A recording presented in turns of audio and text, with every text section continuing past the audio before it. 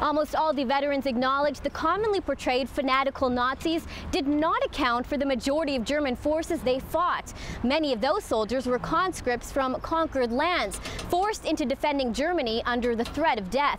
Even German citizens didn't have the option to say no to Hitler. Ask Curtis Outen about the Germans in World War II, and he'll tell you the many ways he remembers they almost killed him. And we run up on a place like this, you know, and the Germans come out to our fire down, and on close range, maybe we was in throwing distance.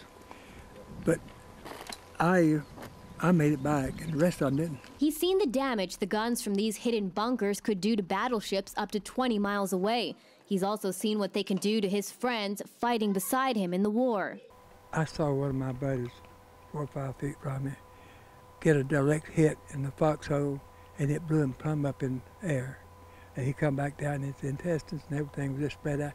And it took him for a minute before he died. He just hollered, you know. They collected some prisoners out in the field and shot them all with a machine gun that was hidden in a truck. Can you imagine that? They deserved everything they got. But who made up this destructive German force? Perry McLeod's grandfather was one of them. I know my grandfather didn't want to go. He had eight children.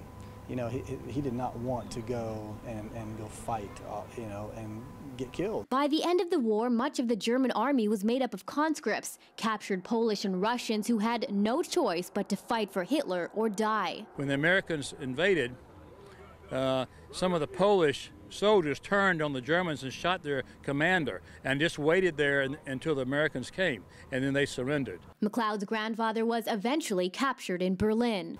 They marched them east towards Russia, and the treatment in the camps were harsh. He had his elbows broken, his teeth knocked out, and my memories of him was that he was just very gentle.